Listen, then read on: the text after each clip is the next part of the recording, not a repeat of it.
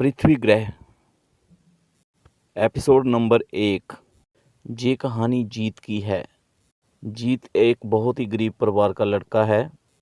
उसकी फैमिली में एक उसका छोटा भाई विजय है और उसकी मम्मी का नाम हेमा है। जीत एक बहुत ही गरीब परिवार का लड़का है। जीत के पिता आज से 8 साल पहले रहस्यमयी तरीके से कहीं गायब हो गए थे। उसके बाद उनका कोई पता नहीं चला है। जीत 10वीं क्लास का एक होनहार स्टूडेंट है, लेकिन उसकी गरीबी के कारण उसको एक बैग तक नहीं ढंग का मिल पाया। उसकी मम्मी उसके लिए ऐसे ही घर में बैग बना के उसको देती है। एपिसोड नंबर 1 अब शुरू होती है जीत की कहानी। आज जीत अपने घर से सुबह सुबह स्कूल के लिए निकला है तैयार होके। स्कूल गया। जब स्कूल ख़त्म हुआ तो जीत स्कूल से अपने घर की तरफ को जा रहा था। जीत के गांव का नाम मैना गांव है। ये गांव पहाड़ों की बहुत खूबसूरत वादियों में पड़ता है। देखने को जन्नत के जैसा इसमें मज़ा आता है। इसके गांव के आसपास बहुत सारे साधु संत कुछ तो बहुत ही सिद्ध साधु संत हैं।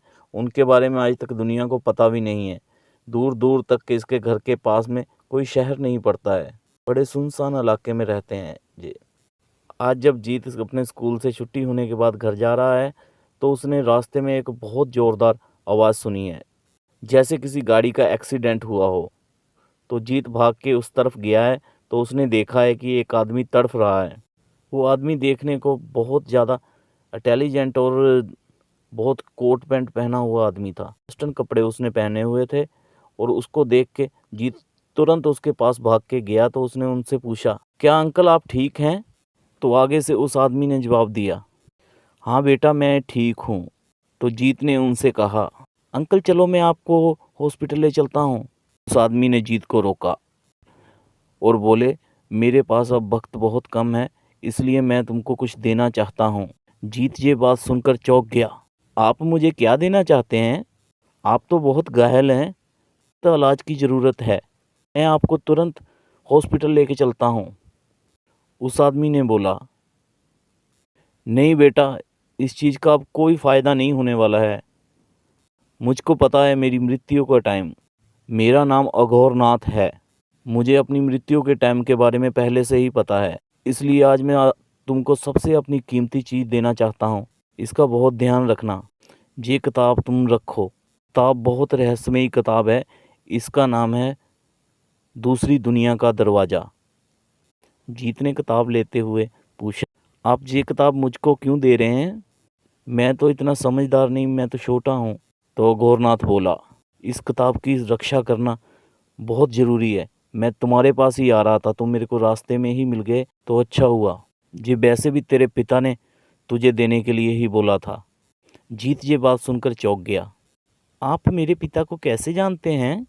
अघोरनाथ ने जवाब दिया, क्योंकि तेरे पिता बहुत बड़े साइंटिस्ट थे। हम लोग एक ऐसी रिसर्च कर रहे थे जिसमें मैजिक और साइंस का दोनों का इस्तेमाल कर कर एक बुक बनाई गई थी। ये वो बुक है। तो आप कौन हैं? मेरा नाम अघोरनाथ है। मैं एक बहुत बड़ा तांत्रिक हूँ। अघोरनाथ बोला, अब बेटा मेरा जाने का समय हो गया, इस किताब को बहुत संभाल के रखना। जीत ने ऐसे ही किया। उस किताब को ले लिया अपने हाथ में और उसके बाद अघोरनाथ की तरफ देख के बोला, ठीक है अंकल मैं इसका ध्यान रखूँगा। अघोरनाथ ने अपने प्राण त्याग दिए। उनकी आंखों में एक चमक थी। आंखें उनकी खुली हुई चमक रही थी। जीत तुरंत वहाँ से फिर चला गया। थोड़ा डरा हुआ भी था वो। जीत जैसे ही अपने घर पहुँचा तो उसने देखा उसकी माँ और छोटा भाई दोनों ही घर पर खाना खाने के लिए बैठे थे।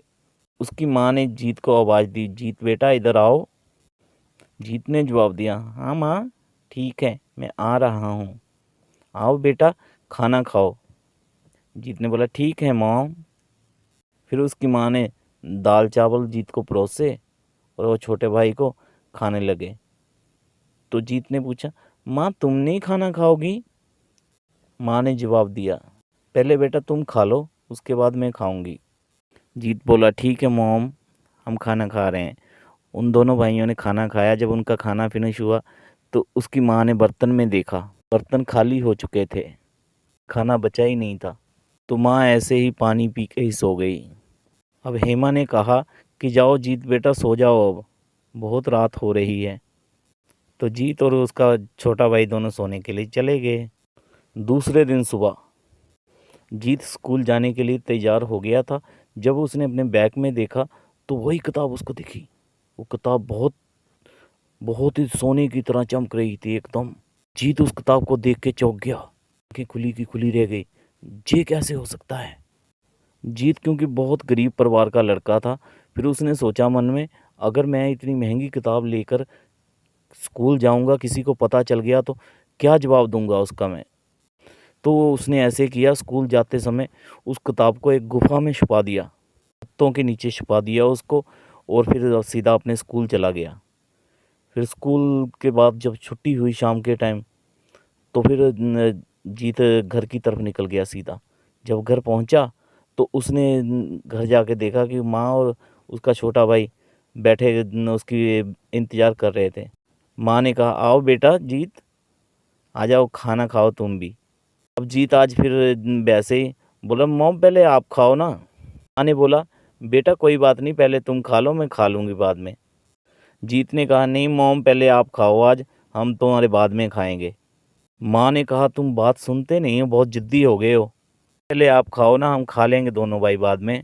माँ फिर गुस्से से बोली, नहीं पहले तुम लोग खाओगे उसके बाद मैं खाऊंगी। तो दोनों भाइयों को चुपचाप खाना खाना पड़ा। खाना खाने के बाद जीत ने अपनी माँ से पूछा, माँ तुम भी खा लो, चलो अब हम तुम्हारे पास ही आज बैठेंगे। माँ ने वैसे ही बर्तन में कड़छी डाली और उसको हिलाने लग गई। जीत को कुछ शक हुआ, जीत तुरंत बर्तन के पास पहुंचा। उसने देखा कि खाना तो बिल्कुल भी नहीं है वहाँ पे। जीत बर्तन को देख के एकदम चौंक गया, क्योंकि बर्तन बिल्कुल खाली थे। उसकी माँ ने खाना खाया ही नहीं था, कुछ भी नहीं था उस बर्तन में। ये देखकर जीत की आंखों में आंसू आ गए।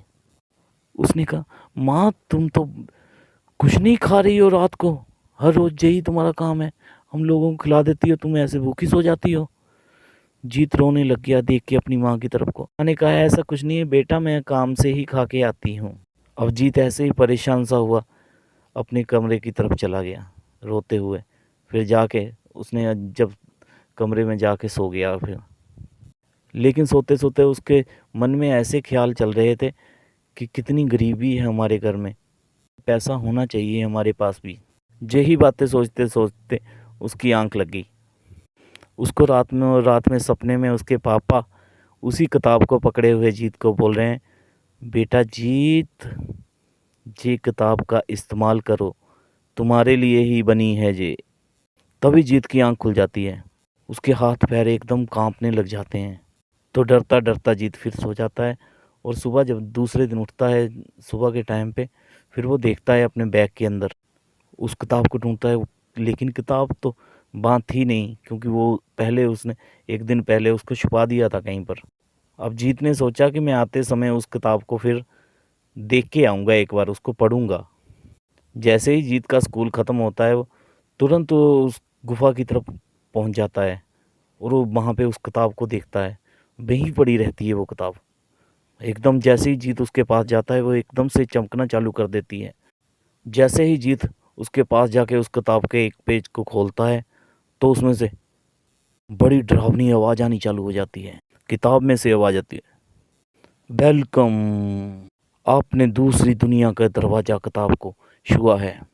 इतना बोलते ही वो किताब एक बड़ी सी स्क्रीन में बदल जाती है।